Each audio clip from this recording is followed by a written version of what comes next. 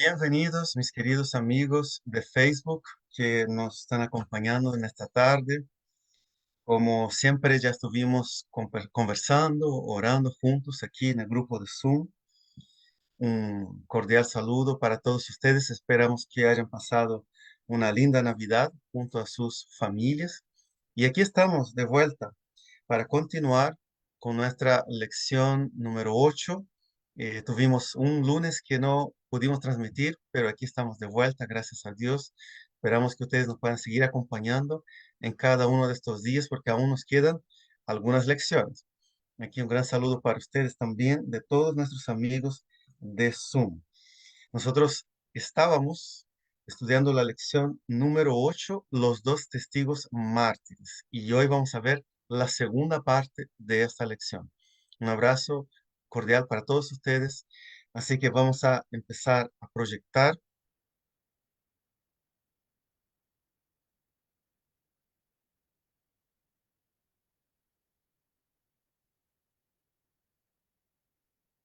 También les comento, queridos amigos, que hoy nuestro amigo Gabriel tuvo una pequeña emergencia. Quizás no va a poder estar con nosotros y si llega ahí se va a unir para poder apoyarnos con la lectura. Vamos a abrir también aquí nuestro programa de la Biblia,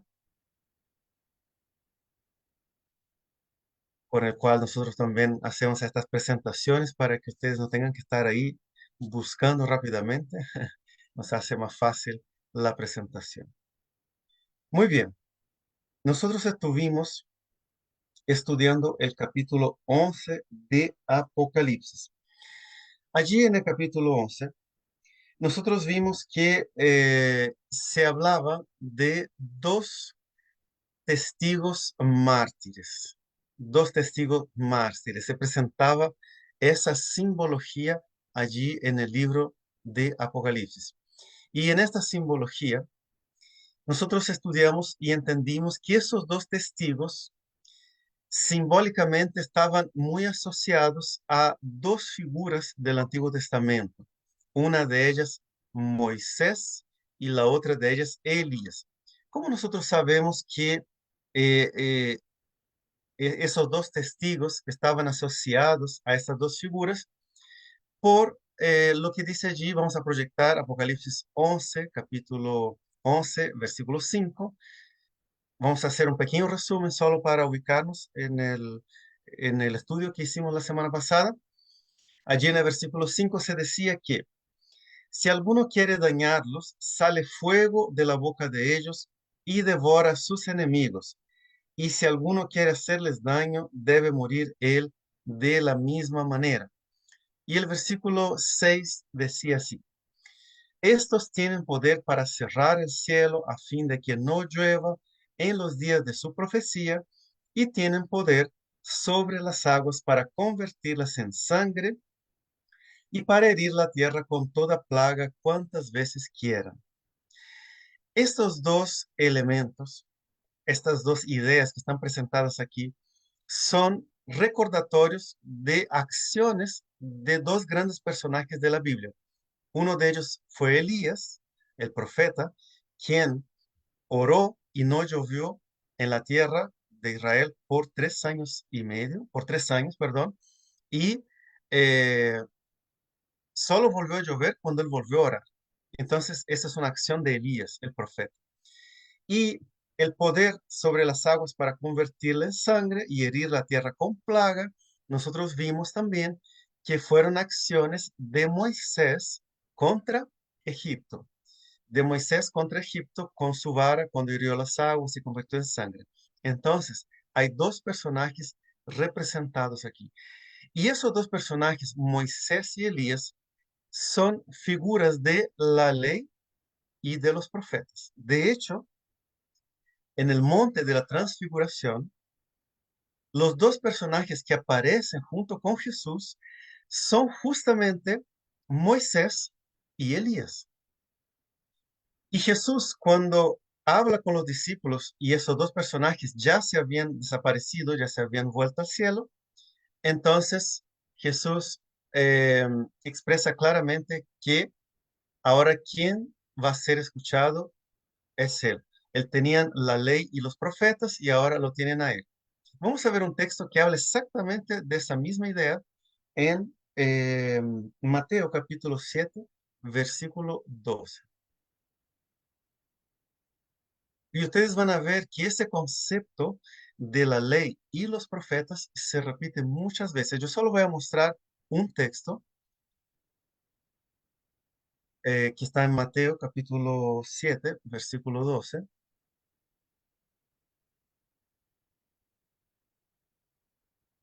Y dice así es este texto.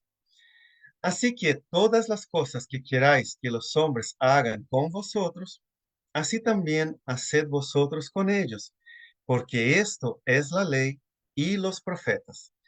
Entonces, esa idea, ley y profetas, hay un paralelismo muy fuerte con Moisés y con Elías.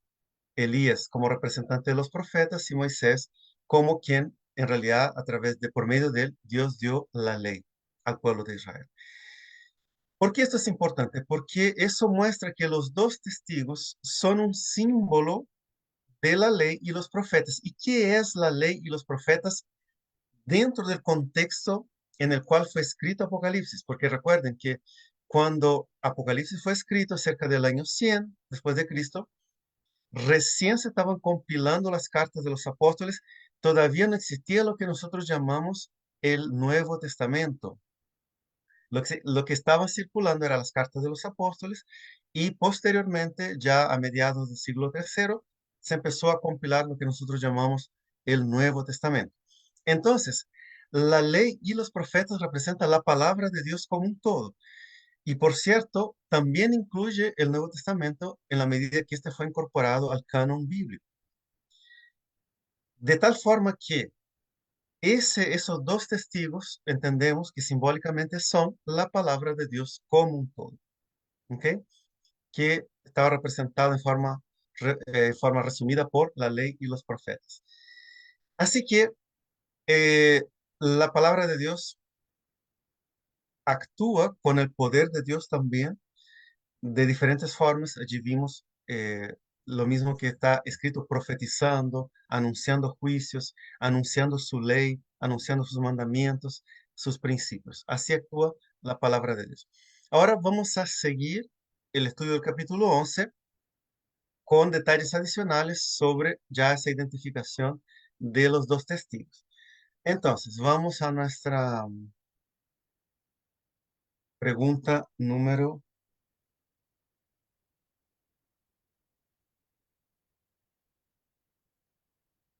eh, vamos a ver aquí. Número. Claro, las 5 las respondimos, viene las 6. La número 6.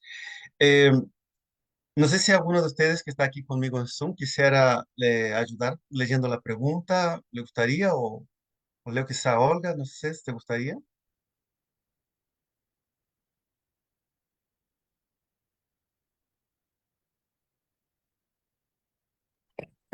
Perdón, no puedo leer porque estoy con tos. Ah, ya, James, está bien, vas a perdón. quedar todo cierto. No te preocupes, no te preocupes. Bueno, cualquier cosa, sí. ¿Te ayudo, ¿Aló? James? Ya, Carlos, gracias. ¿Puede leer aquí? ¿Ves la pregunta? Sí. Bien, La bestia que surge del abismo. ¿Quién es la bestia que surge del abismo y qué hará con la Biblia? Apocalipsis 11:7. Comparar con Apocalipsis 20:2 y 3. muy bien, vamos allá entonces. ¿Quieres leer también el texto bíblico? ¿Puede ser? Bueno, Ya, ahí está. Apocalipsis 11:7. Cuando hayan acabado su testimonio, la bestia que sube del abismo hará guerra contra ellos y los vencerá y los matará.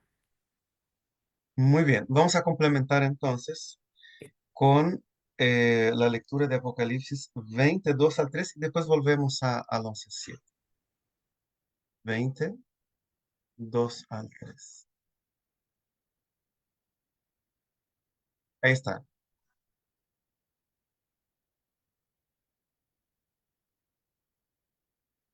Ahí está la... Ok, leo entonces, Sí, Apocalipsis 22. Y prendió al dragón, la serpiente antigua, que es el diablo y Satanás, y lo ató por 1000 años. Apocalipsis 23. Y lo arrojó al abismo, y lo encerró, y puso su sello sobre él, para que no engañase más a las naciones, hasta que fuesen cumplidos 1000 años. Y después de esto debe ser desatado por un poco de tiempo. muy bien, muchas gracias. Carla, vamos a volver aquí a Apocalipsis 11:7.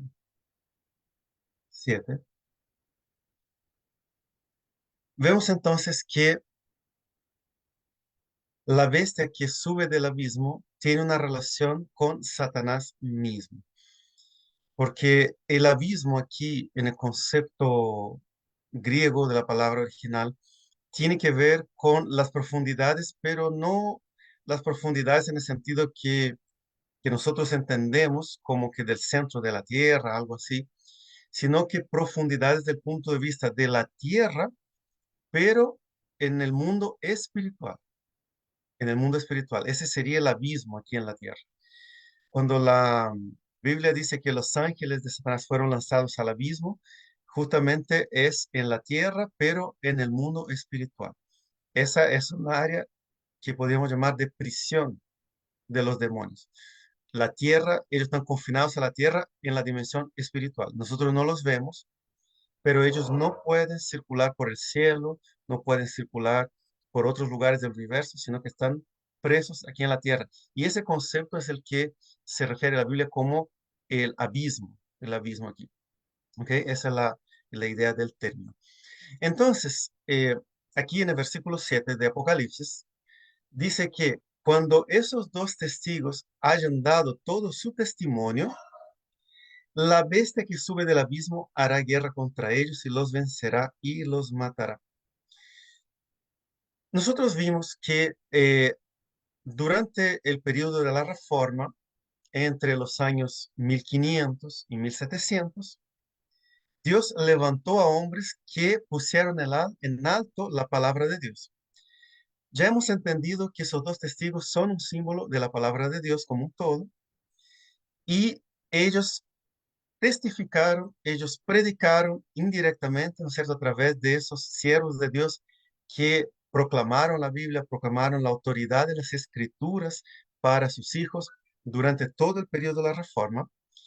Sin embargo, aparte de haber sido atacados por eh, ese poder religioso romano durante todo ese periodo, cuando ya va terminando el periodo de testificación de la Biblia, llamemos así, por medio de los reformadores, se levanta un otro poder diferente que surge del abismo con Satanás por detrás, que quiere destruir nuevamente a la Biblia, a la palabra de Dios. Eh, Vamos a responder la pregunta número 6 y ahí vamos a seguir estudiando este concepto con los versículos que van a seguir. Aquí, vamos a apagar aquí y responder esta pregunta aquí. En forma resumida, entonces, ¿quién es la bestia que surge del abismo y qué hará con la Biblia? Vamos a responder aquí. Es un poder terrenal. Recuerden que estas bestias, estas figuras que surgen en los símbolos de Apocalipsis y de Daniel, son naciones, poderes y reinos, sean poderes seculares o poderes religiosos, que de alguna manera interactúan con el pueblo de Dios, sea ayudándolo o sea persiguiéndolo. Esos son básicamente el significado de las bestias, de esos seres que surgen en el lenguaje profético. Entonces, es un poder terrenal que tiene a Satanás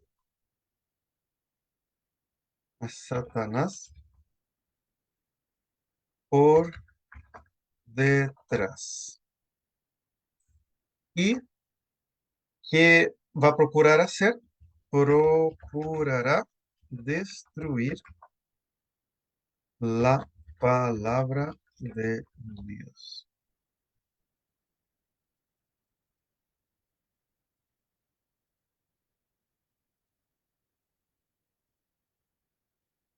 Bien, vamos a ver un versículo más para entender un poquito más qué poder fue ese. Vamos a ver el versículo 8. ¿Quieres leerlo para nosotros, Carla? Ya. Apocalipsis 11:8. Y sus cadáveres estarán en la plaza de la grande ciudad que en sentido espiritual se llama Sodoma y Egipto, donde también nuestro Señor fue crucificado. Muy bien, muy bien. En este texto hay varios símbolos. Vamos a tratar de dilucidarlos. Allí dice que los cadáveres de estos testigos estarán en la plaza de la grande ciudad que en sentido espiritual, hay un simbolismo aquí, ¿no es cierto? Se llama Sodoma y Egipto. Primer aspecto. Después vamos a ver donde también nuestro Señor fue crucificado. Eh, Sodoma, todos nosotros conocemos, no es necesario que vaya al texto bíblico, yo creo que es bien conocido que fueron ciudades, Sodoma y Gomorra, que fueron destruidas por su inmoralidad sexual e inmoralidad también de violencia, inmoralidad social. Hay textos bíblicos que muestran que Sodoma y Gomorra no solo era inmoral en el sentido de la parte sexual, sino también era inmoral en el sentido de la parte social. Eran muy perversos, muy justos en la forma como cuidaban a los que más necesitaban. Hay un texto también en los profetas sobre eso. Pero es más conocida por la inmoralidad, ¿ya? Eso es lo más conocido. Ahora, ese aspecto de inmoralidad significa que hubo un poder político en algún lugar de fines del siglo XVIII que se levantó con una gran ideal de inmoralidad, de echar por tierra todas las leyes morales de la palabra de Dios y poner como libertinaje lo que era más importante en su centro de pensamiento. Por ahí yo creo que para quien conoce un poquito de historia ya va desconfiando de lo que puede ser, pero vamos a complementar un poquito más la idea. Y Egipto, para ver lo que simboliza la idea de Egipto, vamos a ver si un texto bíblico, porque esa idea, ese concepto no es tan conocido. Vamos a Éxodo capítulo 5, versículo 2. Vamos a Éxodo capítulo 5, versículo 2.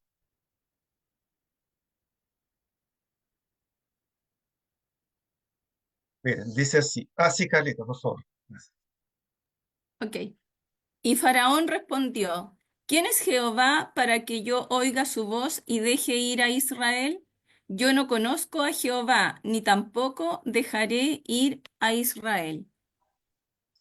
Muy bien, esta declaración de Faraón, ¿quién es Jehová? Yo no conozco a Jehová. Es una declaración de burla hacia Dios, hacia la divinidad.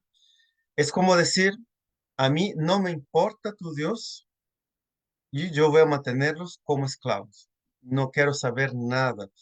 Dentro entonces de la comprensión de varios eruditos bíblicos, se entiende que esa declaración de Faraón es una declaración de trasfondo ateo, donde él no le importa a Dios, no está ni ahí con Dios. Entonces, o como mínimo agnóstico, o sea, no está ni ahí con ese Dios que están declarando, puede creer cualquier otro Dios, pero no el Dios de Israel. Entonces, esa combinación de ateísmo y agnosticismo con liberación de la moralidad cristiana o inmoralidad libre son dos elementos claves de quién. A ver si a alguien le suena allí eh, a, a mediados del siglo XVIII. ¿A alguien le suena ahí? Revolución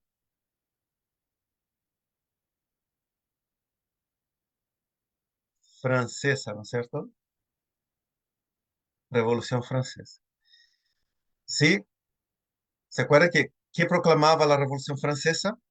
Proclamaba el fin de la moralidad cristiana, que ahí tenía que gobernar la razón y el hombre tenía que ser libre para ejercer todas sus pasiones, y también el fin de la religión.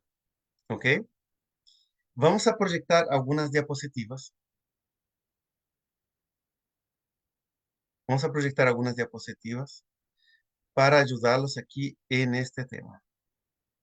Yo traté de hacer un resumen bien resumido. El tema Revolución Francesa es muy amplio. Si yo pusiera todo que tiene que ver incluso con la profecía de Apocalipsis, nos daría una hora completa, pero vamos a poner algo bien resumido, ¿ya? En primer lugar, vamos a proyectar aquí un artículo de la revista, del diario Le Moniteur de, de allá, de París, del año 1793, si no me equivoco, ¿ya? Porque aquí está Primer Frimaire and 2, pero eso era más o menos en 1793, en el inicio de la Revolución Francesa. Miren lo que ese diario publicó en ese día. Ayer, día de la década, se erradicaron los últimos vestigios de superstición. Una gran fogata encendida en la plaza de la ciudad estaba engalanada con retratos y cuadros sagrados. El pueblo arrojó a las llamas más de 5 o 6 mil tomos de obras piadosas, entonando cantos republicanos y proclamando consignas de solidaridad universal. Hoy los libros fueron recuperados de todos lados. Hasta los judíos de la ciudad trajeron sus atesorados manuscritos y renunciaron a sus esperanzas en el ridículo Mesías. Hoy la cantidad de libros quemados era tan grande, perdón, hay un pequeño detallitos aquí de la escritura. Lo voy a ver un poquito. Déjenme corregir acá. Esperen solo un minutito.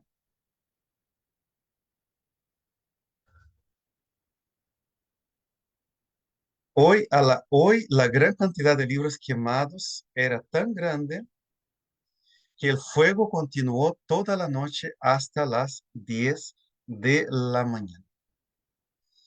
Entonces, efectivamente, en ese proceso de la Revolución Francesa, el rechazo a la Biblia y a todos los escritos sagrados fue tan fuerte que empezaron a echar al fuego ejemplares bíblicos, echar al fuego escrituras sagradas para erradicar la fe cristiana. Otra cosa también que se destaca mucho de la publicación de esa misma revista, pero el 14 de noviembre de 1793. Miren lo que dijo, lo que se publicó en esa instancia. La razón ha ganado, bueno, ahí,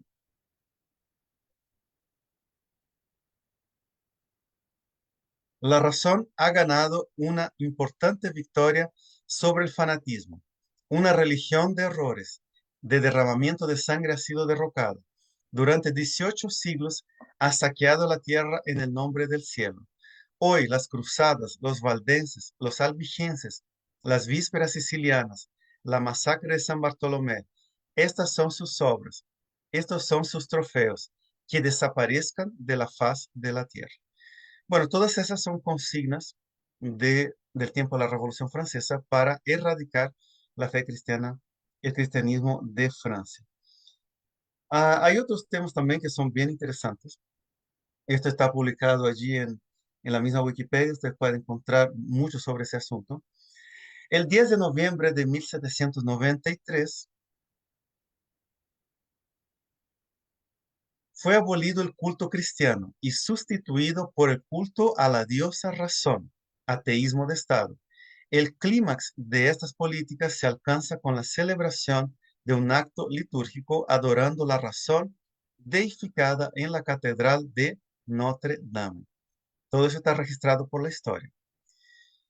En el diario La Tercera la sección de culto, también se publicó una frase bien interesante respecto al proceso revolucionario ideológico de la Revolución Francesa, que dice lo siguiente: en el intertanto, el proceso avanzaba hacia cambios en el plano. Perdón, tengo que cambiar aquí también. En el intertanto, el proceso avanzaba hacia cambios en el plano simbólico, imbuidos del ideario racionalista de la Ilustración. Tras el derrocamiento de la monarquía, los revolucionarios impusieron nuevos sistemas de pesos y medidas y hasta un nuevo calendario con semanas de 10 días, de tal forma que la gente no sabría cuál era el día domingo y el antaño día del Señor. Su intención era regenerar el orden existente y borrar todo vestigio de la Iglesia católica. Bueno, en realidad no querían borrar solamente vestigios de la Iglesia católica, sino de toda la fe y de todo cristianismo. Esa es la idea.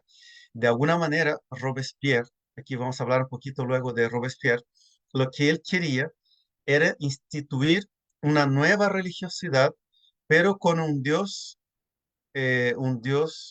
vamos a llamar así, cualquiera, o sea, un Dios ficticio. De hecho, crearon un altar, ahí ustedes ven en la imagen, eso es una pintura, un grabado de algo que efectivamente se hizo de una estatua y de un árbol para simbolizar esa nueva deidad que cultuaba la razón. Y él no quería, eh, ay, perdón, se me fue el nombre, eh, Robespierre, perdón, Robespierre no quería establecer un ateísmo puro porque él creía que la divinidad era necesaria por motivos antropológicos en la mente del ser humano. En ese sentido, él pensaba bastante diferente de Herbert, que quería erradicar cualquier idea de divinidad, que fue después lo que heredó, lo que fue heredado por los movimientos comunistas, ¿no? Que querían erradicar cualquier idea de divinidad. Pero Robespierre quería mantener porque entendía que la divinidad era parte como de la esencia humana y él lo necesitaba, que la sociedad necesitaba un Dios. Por eso él trató de instaurar ese culto a la razón o a una divinidad cualquiera. Ahora, vamos a leer algunos textos de la Biblia más para corroborar un poco esas ideas de lo que sucedió durante la Revolución Francesa. Vamos a pasar aquí rápidamente a nuestra Biblia. Estamos aquí en Apocalipsis capítulo 11, versículos 7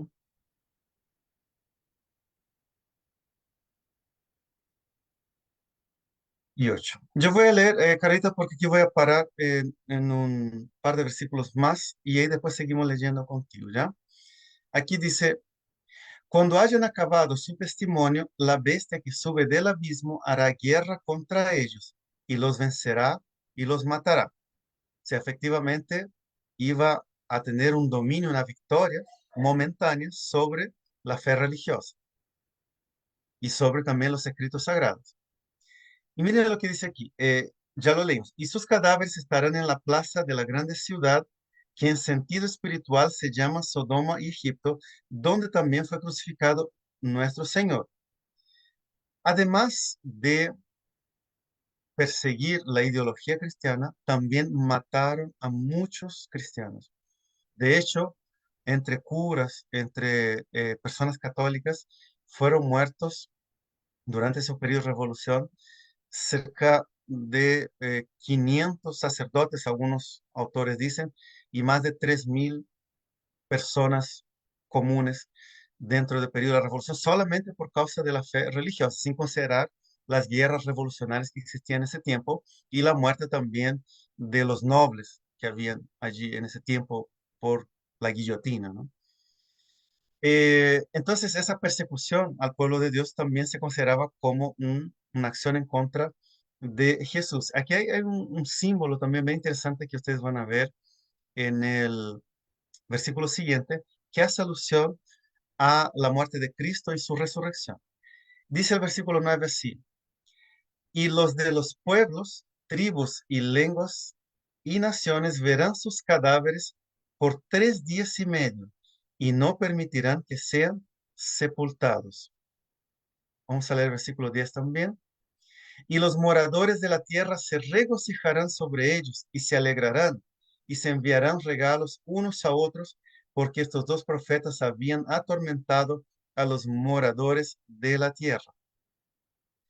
Pero después de 3 días y medio entró en ellos el espíritu de vida enviado por Dios, y se levantaron sobre sus pies, y cayó gran temor sobre los que lo vieron.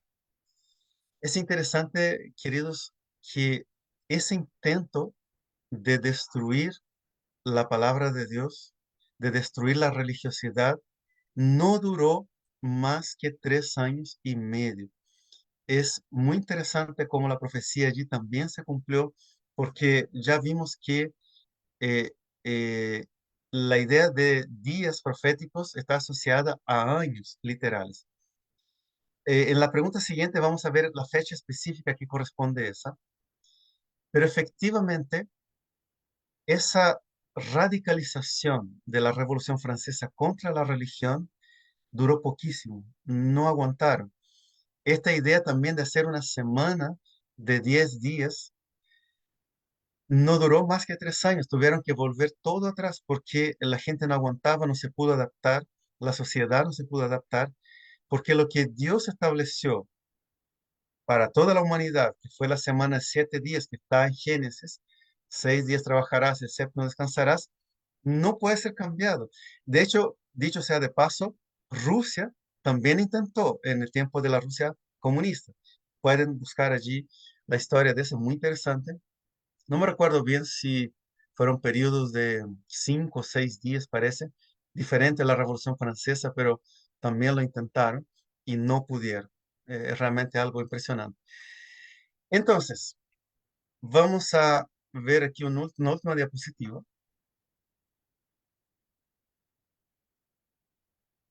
para que entiendan cómo realmente, efectivamente, ese intento de destruir la palabra de Dios no prosperó y finalmente la palabra de Dios fue restaurada.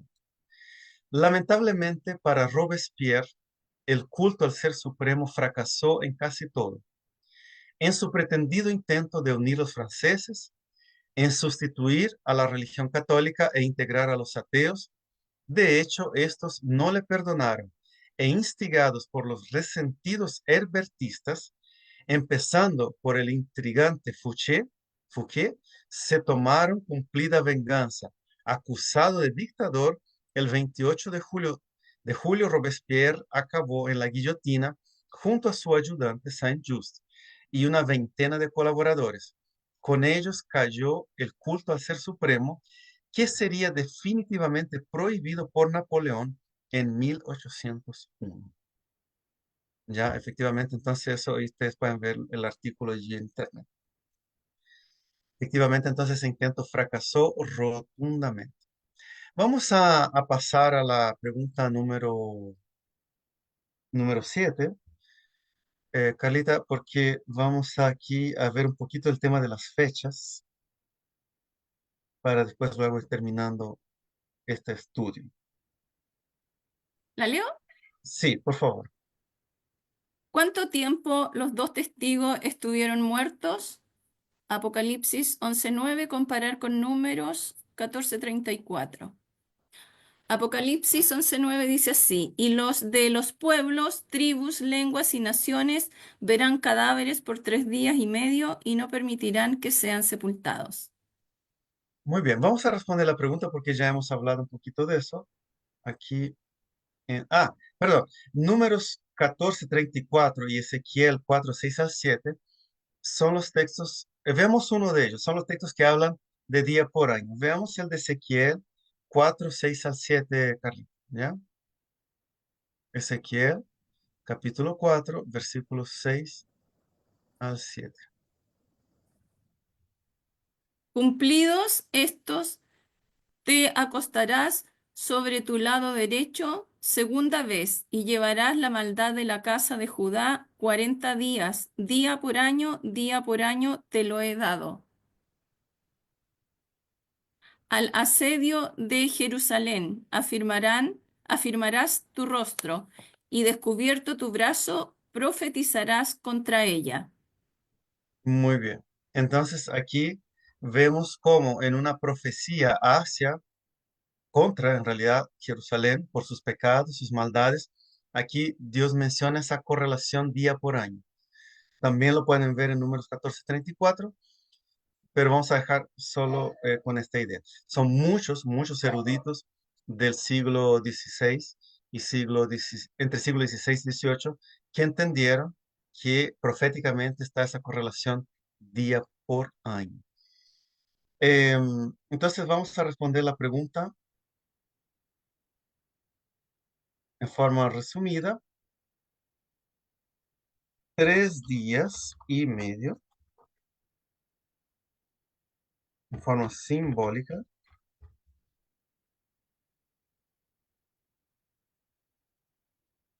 que son 3 años y medio en forma literal.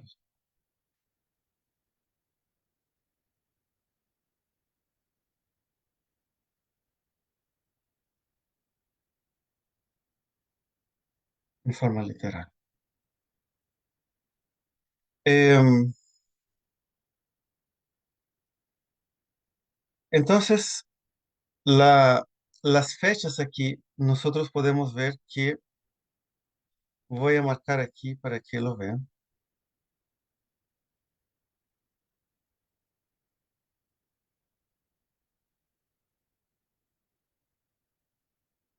El 26 de noviembre de 1973 fue cuando la Legislativa de Francia declara en su nueva constitución que Dios no existe. O sea, quisieron poner en la constitución Dios no existe.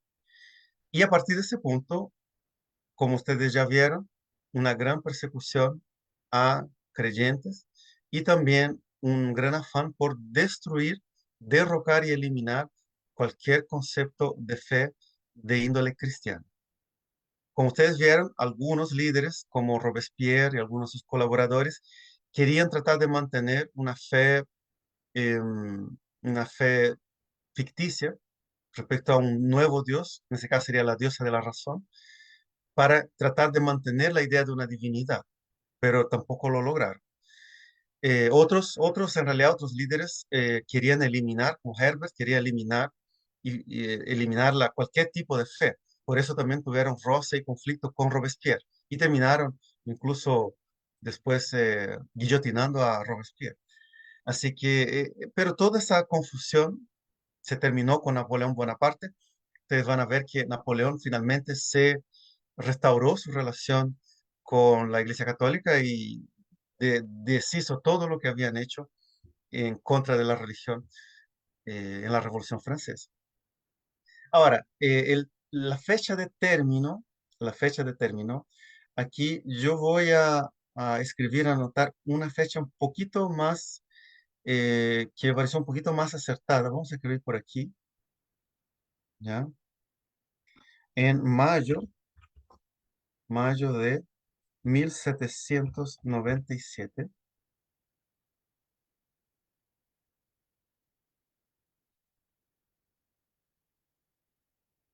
en el de los 500. Concilio de los 500. ¿Qué pasó allí en esa fecha? En esa fecha, uno de los políticos que estaba en ese concilio, llamado Camille Jordan, él declaró que el hombre no podía vivir sin la fe en el Dios de la Biblia, que el hombre necesitaba tener una fe, necesitaba vivir ese cristianismo que se profesaba. Entonces, él dio pie en ese concilio allí en Francia de que se pudiera empezar gradualmente a restaurar toda la fe cristiana, a restaurar todo lo que se había estado destruyendo, la impresión de libros cristianos, la impresión de la Biblia. Así que en ese periodo ya todo empezó a retroceder. De hecho, ya con Napoleón Bonaparte, a inicios del siglo XIX, todo eso de la Revolución Francesa prácticamente cayó por tierra, con excepción de, de la República, ¿no? Porque efectivamente la monarquía cayó, pero quedó implantada la idea de la República, aunque Napoleón tenía hartas ganas de volver a ser emperador de Francia, pero no lo logró, ¿no? Eh, bien, vamos a nuestra última pregunta para ir cerrando. Aquí lo puedes ver, Carlita. Sí. ¿Qué significa que los dos testigos subieron al cielo? Apocalipsis 11:12. Ya, ok.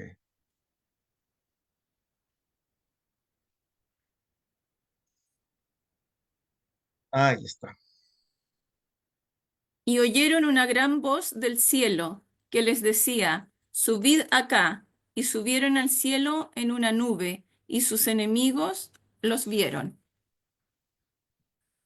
Eh, Como nosotros vimos, en estos textos, en estos últimos textos, hay un gran paralelismo en todo lo que ocurrió con Jesús en sus últimos días en la tierra. Eh, Él fue perseguido, fue torturado, finalmente fue muerto en la cruz. Después, en el tercer día, resucitó. Noten que hay un paralelismo allí también en la frase que dice que los cadáveres habían estado por 3 días y medio y estuvieron burlándose de ellos y festejando que había muerto, perdón. Pero Jesús resucita en el tercer día y después Él asciende al cielo. Esa ascensión de Cristo al cielo confirma su glorificación, confirma que Él realmente era el Mesías y que Él era la verdad. Ese paralelismo que hace Apocalipsis con respecto a la palabra de Dios, que fue casi o hubo un intento de destruirla en la Revolución Francesa, es muy parecido a lo que sucede con Jesús, porque después que hay ese intento de destruir la palabra de Dios o de eliminar la fe cristiana, se empiezan a abrir una gran cantidad de sociedades bíblicas en varios países de Europa y la palabra de Dios, de estar publicada en 15 idiomas, pasa en algunos pocas centenas, un par de centenas de años a estar en 2.500 idiomas y empieza a ser publicada enormemente y pasa a ser el libro más leído y vendido del mundo.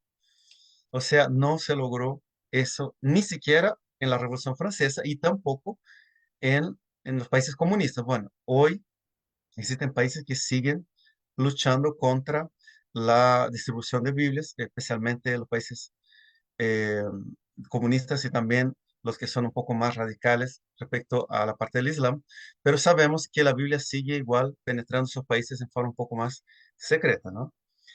Y entonces ese libro que trató de ser vilipendiado y destruido en realidad fue exaltado, fue levantado en alto y se terminó esparciendo por el mundo entero, así como la fe del Señor Jesús. Así que vamos a responder la pregunta.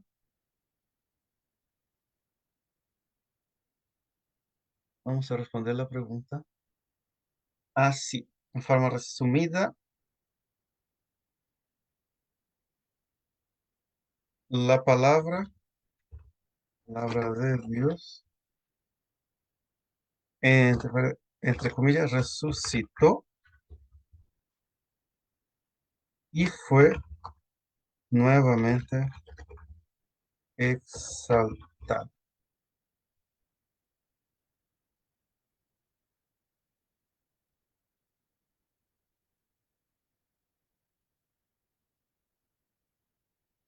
Em, Aquí en el texto de este párrafo, vamos a marcarlo aquí para que lo podamos leer juntos. Es muy interesante. La Sociedad Bíblica Británica fue organizada en 1804 y la Sociedad Bíblica Americana en 1818. Y estas sociedades bíblicas fueron responsables por el esparcimiento de las escrituras en forma poderosísima en todo el mundo. Hasta el día de hoy, las sociedades bíblicas son aquellas que publican Biblias en diferentes idiomas en todo el mundo y es parte de lo que hoy tenemos con nosotros. Y como me falta mi amigo Gabriel, acabo de darme cuenta que me salté una pregunta, mis queridos amigos. La 8. A ver, vamos aquí. Vamos a responder, pero ya lo vimos en todo caso, pero vamos a responder, ¿ya? Carlita, ¿qué dice allí la pregunta? ¿Con qué evento histórico se cumple esta profecía de 3 años y medio en que la palabra de Dios estará, perdón, ¿Estaría? estará muerta? Estaría Estaría muerto. muerta. Sí, sí. Vamos a resumir aquí. em, Vamos a resumir aquí. Inicio, asamblea legislativa de la Revolución Francesa en mayo, pero noviembre 1793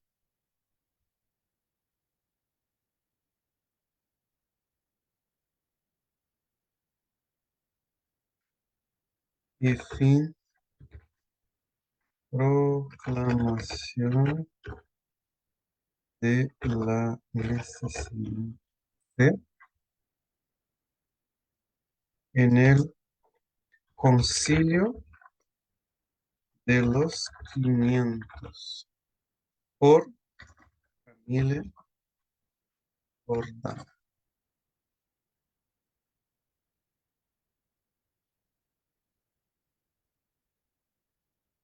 Ah, la fecha, la fecha. Ya fue en mayo de 1895. Ok, ya, ahí.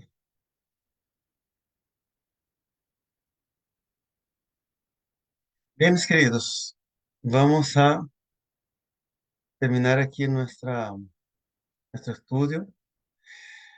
En primer lugar, con la reflexión de que muchos intentos han habido de destruir no solo la Biblia, no solo la fe cristiana, sino todo lo que venga de parte de Dios. Piensen ustedes cuántas veces en el pasado se intentó destruir al pueblo de Dios, al pueblo de Israel, por naciones muy poderosas como Babilonia, como Egipto, Grecia, Roma, pero nunca pudieron eliminar su fe, nunca pudieron erradicarla, nunca pudieron erradicar la Santa Escritura que ellos tenían en sus manos, sino que esa escritura se mantuvo, prevaleció a lo largo de miles de años, desde 1400 antes de Cristo hasta el tiempo de Cristo. Ahí estaban las escrituras hebreas desde el tiempo de Moisés y hasta el día de hoy, desde el año 0, año 1, hasta nuestro tiempo, las escrituras hebreas añadidas al Nuevo Testamento en griego han permanecido durante miles de años con un mensaje poderoso, con un mensaje de salvación. Satanás ha intentado destruirla muchas veces, pero no lo ha logrado.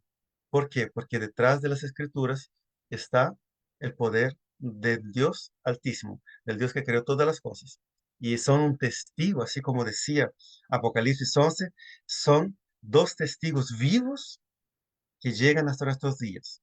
Y si alguien les quiere hacer daño, puede venir un juicio del cielo para tratar de destruirlo o impedir que les puedan hacer daño. Así que tengamos confianza y fe en esas sagradas escrituras que tenemos en nuestras manos. ¿Cuál es nuestra declaración de fe? Ahí, ¿quieres ayudarme, Carlita, con la... Ya. ¿Sí? Ya, Mi declaración de fe. Creo que Dios está al comando de mi historia y ha preservado su palabra para instruir a sus hijos en estos días finales de la historia. muy bien. Vamos a marcar aquí. Ya. Daré valor a la Biblia y dedicaré tiempo cada día para estudiarla. Amén. Amén. Deseo crecer en el conocimiento de las sagradas escrituras con el objetivo de edificar mi vida espiritual y compartir con otros las verdades que estoy aprendiendo. Amén. Amén. Ay. Muy bien, mis queridos, que la paz de Dios que sobrepasa todo entendimiento guardará, y la paz de Dios que sobrepasa todo entendimiento guardará vuestros corazones y vuestros pensamientos en Cristo Jesús. Filipenses 4:7. Vamos aquí despedirnos de nuestros amigos de Facebook. Que Dios los bendiga mucho. Esperemos que les haya gustado este estudio y puedan seguir acompañándonos cada lunes a las 9 de la noche. Un abrazo grande. Dios los bendiga.